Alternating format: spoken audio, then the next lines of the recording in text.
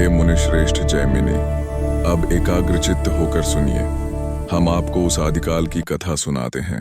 यह वह समय था जो सृष्टि के प्राकट्य से भी पहले का था। तब न कोई तारा था, न कोई ग्रह, न दिशाएं थीं, न काल का प्रवाह। ध्वनि भी अभी जन्मी नहीं थी। चारों ओर केवल शून्य था। पर वह भयावह नहीं था। वह शांत था, जागृत था, मानो सृष्टि की प्रतीक्षा कर रहा हो। क्षीर सागर पूर्णतः स्थिर था, अचल, निर्विकार, अनंत। शेष आधार बन चुके थे भविष्य की संपूर्ण सृष्टि को धारण करने के लिए। और उस अनंत निस्तब्धता के केंद्र में भगवान विष्णु योग निद्रा में प्रतिष्ठित थे। न गति थी, न परिवर्तन, किंतु सृष्टि का बीज स्थापित हो चुका था। हे जैमिनी, उसी गहन मौन में अदृश्य रूप से रचना आरंभ हुई। यही वह प्रथम संकेत था जिससे चराचर जगत का विस्तार होने वाला था। हे मुनिश्रेष्ठ जैमिनी, अब आप मन को पूर्णतः एकाग्र करें और श्रद्धापूर्वक सुने। मैं आपको इस रहस्यमयी कथा का विस्तार पूर्वक वर्णन करता हूं। सृष्टि अभी बनी नहीं थी। काल का प्रवाह आरंभ नहीं हुआ था। न दिशाएं थीं, न आकाश, न पृथ्वी, न देव, न तत्व। केवल एक अनंत निस्तब्ध विस्तार था। क्षीर सागर। वह जल नहीं था, वह चेतना का द्रव था। श्वेत, असीम, भयावह रूप से शांत। उसकी सतह पर कोई तरंग नहीं उठती थी, क्योंकि अभी तक गति का जन्म ही नहीं हुआ था। अचानक उस असीम श्वेत विस्तार के गर्भ में एक सूक्ष्म स्वर्णिम स्पंदन उत्पन्न हुआ। वह प्रकाश नहीं था, वह अस्तित्व की पहली धड़कन थी। धीरे, अत्यंत धीरे क्षीर सागर श्वास लेने लगा। कोई वायु नहीं चली, फिर भी गोलाकार तरंगें उठीं। जल नहीं हिला, परंतु संपूर्ण चेतना में कंपन होने लगा, जैसे स्वयं ब्रह्मांड जन्म लेने की तैयारी कर रहा हो। उस स्वर्णिम स्पंदन से एक छाया उभरने लगी, ना ऊपर से ना नीचे से, बल्कि स्वयं ऊर्जा से आकार लेते हुए। वह किसी जीव की भांति प्रकट नहीं हुए। वे बने ऊर्जा से, अनंतता से। शेषनाग। उनका शरीर प्रकाश की धाराओं से घूमता गया।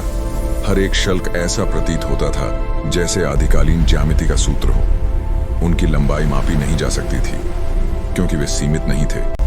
वे अनंत थे, इसलिए उनका नाम पड़ा अनंत। उनके फण एक एक कर खुलने लगे। हर फण ऐसे उठा जैसे कोई ब्रह्मांडीय पर्वत शून्य में जन्म ले रहा हो। न क्रोध, न गर्जना, न भय, केवल स्थिरता, केवल आधार, केवल वह शक्ति जिस पर सृष्टि टिकेगी। क्षीर सागर उनकी उपस्थिति से शांत हो गया, जैसे उसे अपना ध्रुव मिल गया हो।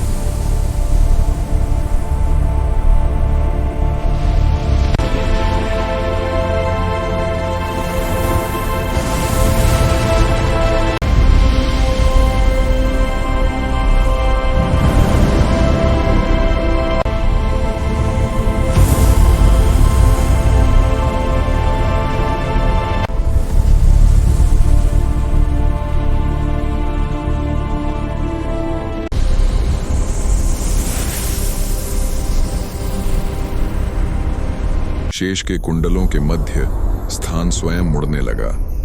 वहां एक कोमल नील आभा प्रकट हुई। वह चमकी नहीं, उसने स्वयं को प्रकट किया। उस नील आभा से धीरे धीरे एक दिव्य स्वरूप स्पष्ट होने लगा। न जन्म हुआ, न अवतरण।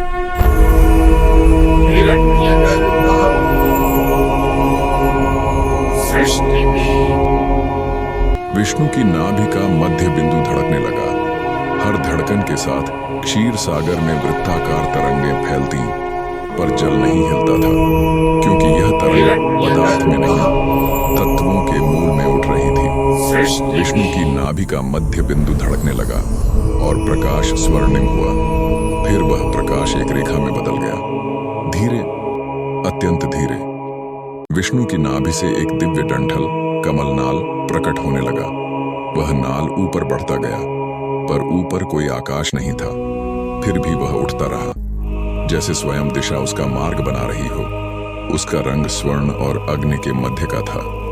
उसमें ब्रह्मांडीय ज्यामिति स्पंदित हो रही थी। उसकी सतह पर सूक्ष्म मंत्र लहरियां प्रवाहित अनाहत ध्वनि जो सुनाई नहीं देती पर अस्तित्व को रचती है, वह बढ़ता गया जब तक कि शून्य के मध्य एक दिव्य विस्तार न बन गया।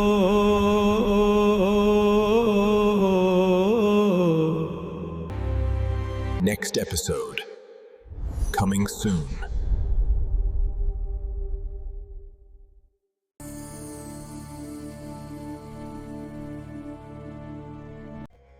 यह चैनल धर्म, अध्यात्म और प्रकृति से जुड़ी गहन चर्चाओं के लिए समर्पित है।